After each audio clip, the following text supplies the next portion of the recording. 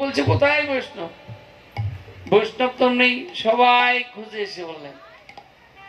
তখন হংস বলছে দেখুন, বৈষ্ণব আছেন বলে বৈষ্ণবের কৃপায় আমরা ভালো আছি।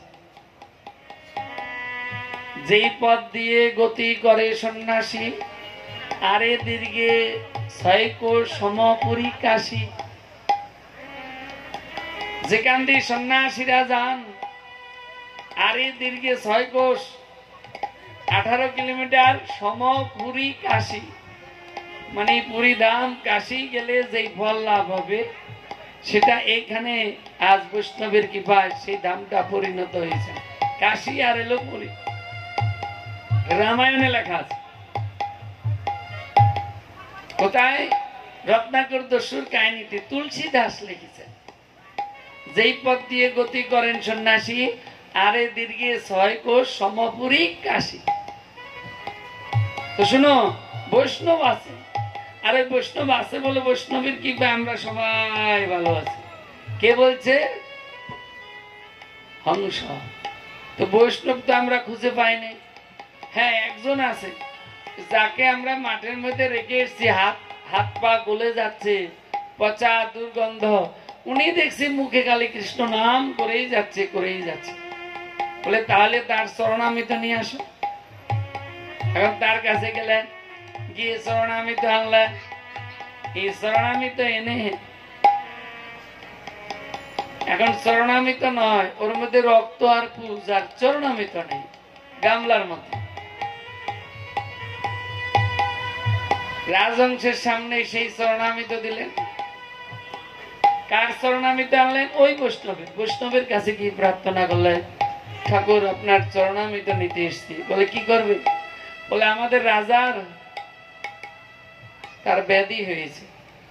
এখন কবিরাজ বলল, কোন বৈষ্ণবীর চরণামৃত যদি এনে দিতে পারো, এই চরণামৃত গ্রহণ করে রাজা ভালো হবে। এখন চরণামৃত তো পাওয়া যায় না। বাবা আমাকে একটু দিবে তো, হালকা হালকা হালকা, বেশি। হ্যাঁ, আচ্ছা, এত না তোমাদের ওইদিকে না, আরো ওইদিকে।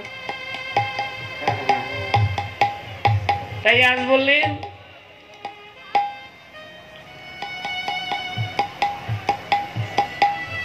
বৈষ্ণবের চরণামৃত নিলে রাজা গ্রহণ করবে, ভালো হয়ে যাবে। বলে যেভাবে পারো সেভাবে না। তখন এই বৈষ্ণবের চরণামৃত আনলেন। এখন বৈষ্ণবের হাত পা তো গলা, রক্তপুজ, কুষ্ঠবেদ। এই অবস্থায় চরণ ধৌত করে জল যখন নিয়ে রাজার কাছে নিয়ে দিলেন, রাজা বিপদে পড়ে গেলেন যে আমি কি করে গ্রহণ করব? এটা অসম্ভব, এটা গ্রহণ করা যাবে না। এই মতো অবস্থায় চিন্তায় ভরে গেলেন। তখন রাজহংসকে বলছে, দেখুন, রানীমাকে যেদিন আমি নিয়ে এসেছি সেদিন যা কিছু আমরা খাই, দুইজনে খাই, আজকে চরণামৃত অন্দরমহলে দুইজনে গ্রহণ করবো। রাজহংস বলছে, আপনি যেখানে গ্রহণ করবেন তাতে অসুবিধা নাই, গ্রহণ করা নিয়ে কথা, খাওয়া নিয়ে কথা। যান আপনি অন্দরমহলে ভোজন করুন। এখন ভিতরে নিয়ে গেছেন, ভিতরে নিয়ে রানীমাকে ডাকছে, রানীমা এসো। উপায় বলো, বৈষ্ণবীর চরণামৃত যদি আমি সেবন করি তাহলে আমার কি হবে? এই কুষ্ঠব্যাধি ভালো হয়ে যাবে। কিন্তু এই চরণামৃত নয়, এটা হলো রক্তপুজ। এখন আমি কি করব বলো তো? বলে আমাকে ডাকবে না। কোথায় কার চরণে কি অপরাধ করছো তুমি, তোমারটা বুঝো গা। এই সংসারে ভালোটা নেবে, খারাপটা নেবে না। মানুষ যখন জরাজীর্ণ হয়ে বিছানায় পড়ে যাবে, তাকে দেখার লোক থাকবে না, আর তার ভালো কিসে হবে সেই চিন্তাও কারো থাকবে না। খাবার দুটো দিতে দিবে। আজকে সারা জন্ম আমি বগর বগর করে গেলাম, কিন্তু যখন মানুষ জরাজীর্ণ হয় তখন কৃষ্ণ নাম মুখে আসবে না। তখন যেটা অভ্যাস করে এসছি সেটাই আসবে। এই একজন, তিনি আজীবন মুদিখানা করেছিলেন, বাল্যকাল থেকে মুদিখানাকে ভালোবেসেছেন। এখন মুদিখানা করতে করতে তার বারদিকে এসে গেল, এবার মৃত্যু এসে গেল। এখন সবাই বলছে যে আর বাঁচবে না, তোমার এই পুত্রদেরকে ডাকো। সবাই পুত্রদেরকে ডাকলেন, পুত্ররা আসলেন। এখন 4 পুত্র 4 কোনায় দাঁড়াইছে চকির খাটের। এখন বলছে এই যদু কোথায়? বলে এই তো বাবা আমি এখানে। মধু বলে এখানে, বলে টিঙ্কু বলে এখানে, বলে পিঙ্কু বলে আমি এখানে। তাহলে আমার মুদিখানায় কে রে বাবা? মরে যাচ্ছে, নামে নামে জল দিচ্ছে। নামে নামে জল দিয়ে লাভ নাই, ভগবানের নাম শুনাইলে লাভ আছে, জল দিয়ে লাভ নাই। ওই সময় ভগবানের নাম করবে উচ্চেশ্বর। জল দিতে পারো, কৃষ্ণ নাম করে ভগবানের চরণামৃত দিতে পারো, কিন্তু ওই জল দিয়ে লাভ নাই। তুমি উচ্চেশ্বরের নাম শোনাবে। যদি ওই নাম যদি একবার শুনে, তাহলে ভগবান নিজে এসে নিয়ে যাবেন। তিনি বলছেন নামের মধ্যে আমি থাকি। তাই আজকে রাজংশ তিনি দেখছেন, রানীমা বলছে দেখো তুমি কার চরণে কি অপরাধ করছো, তুমি তোমারটা বুঝো, আমাকে ডাকবে না। এখন এই কথা শুনে চিন্তায় পড়ে গেল। কে? রাজা। রাজা চিন্তা করলেন পুজ রক্ত আমি কি করি গ্রহণ করি, এ তো গ্রহণ করা যাবে না, অসম্ভব। তখন কি করলো, চিন্তা একটা করলেন, কি মাথায় এলো, চিন্তা করতে করতে আমি বৈষ্ণবের চরণামৃত মাথায় ধারণ করি। যে হাতে নিয়ে মাথায় প্রণাম করে মাথায় ধারণ করলেন, সঙ্গে সঙ্গে তার ব্যাধিটা একবারে দূর হয়ে গেল। তিনি চিন্তা করলেন আমি তো অপরাধ করে ফেলেছি, আমি বৈষ্ণবের চরণামৃত ঘৃণা করেছি, আমি মুখে সেবা করি নাই, গ্রহণ করি নাই, আমি মাথায় দিয়েছি, আজকে আমার ব্যাধি দূর হয়ে গেল। তাই তিনি চিন্তায় পড়ে গেলেন। রাজংশ বলছে শোনো হে রাজা, আমি সব জেনেছি, আমি দেখেছি, তুমি ঘৃণা করেছো, তুমি মুখে গ্রহণ করো নাই, তুমি অশ্রদ্ধা করেছো, তুমি বৈষ্ণবকে মাঠের মধ্যে রেখে এসেছো, আবার বৈষ্ণবের চরণামৃত গ্রহণ করো নাই, তাই আমি তোমাকে অভিশাপ দেব। তুমি খল হয়ে মানে সর্প হয়ে জন্মগ্রহণ করবে। কেন? তুমি ছলচাতুরি করেছ। তুমি এখান থেকে বলে গেলে যে আমি বৈষ্ণবীর চরণামৃত গ্রহণ করব, আর ওইখানে গিয়ে কি করেছো, ভিতরে গিয়ে মাথায় নিয়েছ, তাই আমি তোমাকে অভিশাপ দিলাম, ফল হয়ে জন্ম গ্রহণ করিবে, এখন তুমি সাপ হয়ে জন্মগ্রহণ করবে। আজ বৈষ্ণবীর চরণ ধরে প্রার্থনা করেছেন, হে ঠাকুর আজকে আমি অপরাধ করেছি, আমাকে ক্ষমা করো, আমার ইন্দ্রিয় সংযত নাই বলে আমি অপরাধ করেছি। হে বৈষ্ণব ঠাকুর দয়ার সাগর, এ দাসে করুণা করি। হে বৈষ্ণব ঠাকুর দয়ার সাগর, এ দাসে করুণা করি। বৈষ্ণব ঠাকুর দয়ার সাগর, এ দাসে করুণা করি। দিয়ে পদ ছায়া শুধু হে আমারে, দিয়ে পদ ছায়া শুধু হে আমারে, তোমারে চরণ ধরি।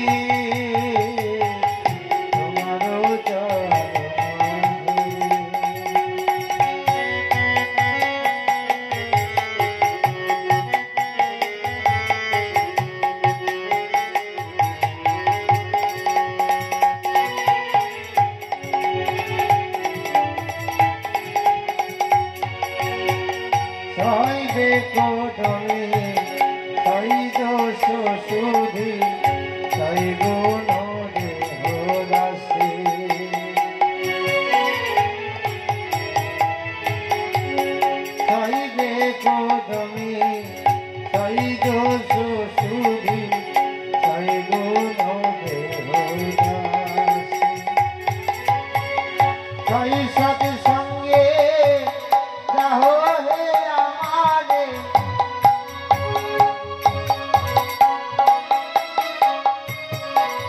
শৈশব সঙ্গে যাহো হে আমারে বসেছি সঙ্গের আছে বসেছি সঙ্গে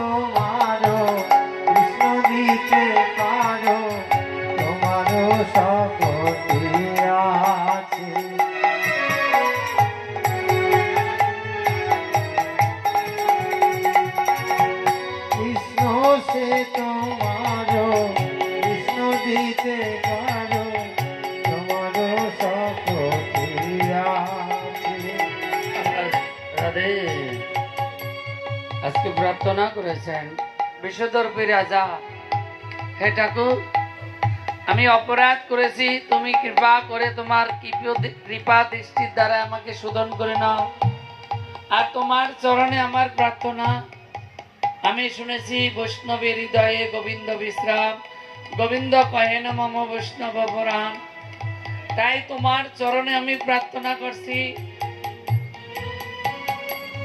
তুমি কৃপা করে আমাকে, আমি সর্প হয়ে জন্মগ্রহণ করব তাতে দুঃখ নাই।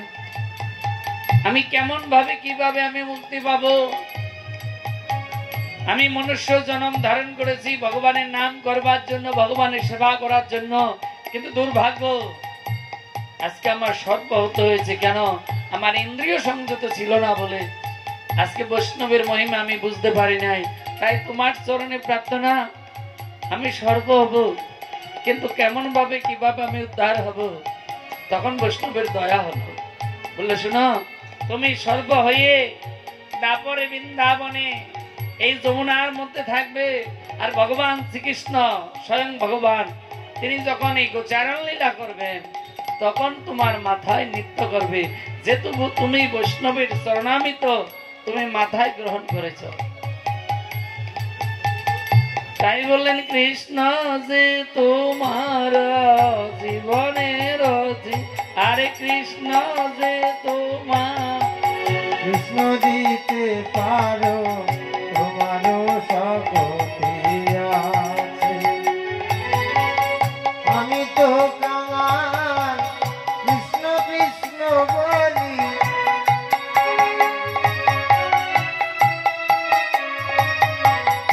আমি তো কাঙাল কৃষ্ণ কৃষ্ণ বলি, যাই যাবো কাছে কাছে, যাই যাবো কাছে কাছে। ওহে বৈষ্ণব ঠাকুর দয়ার সাগর, এদাস করো না গো। দিয়ে পদ ছায়া শুধু হে আমারে, দিয়ে পদ ছায়া শুধু হে আমারে,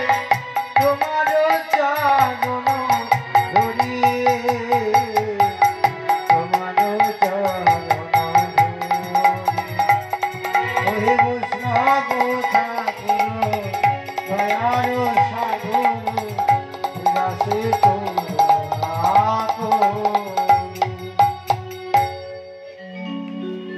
রাজা পরীক্ষিত প্রশ্ন করল, হে ঠাকুর, এই কংসের কি হলো? তখন বলছে, দেখো কংস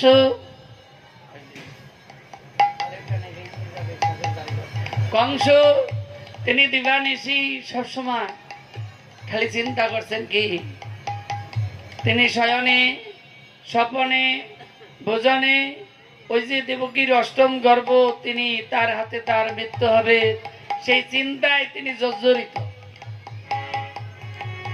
তিনি সর্বদাই সেই চিন্তা করছেন। মন্ত্রী তখন বললেন, মহারাজ কি হয়েছে আপনি দয়া করে বলুন, আপনার মুখে আমি শুনতে চাই। তখন বলছে, দেখো মৃত্যু অনিবার্য।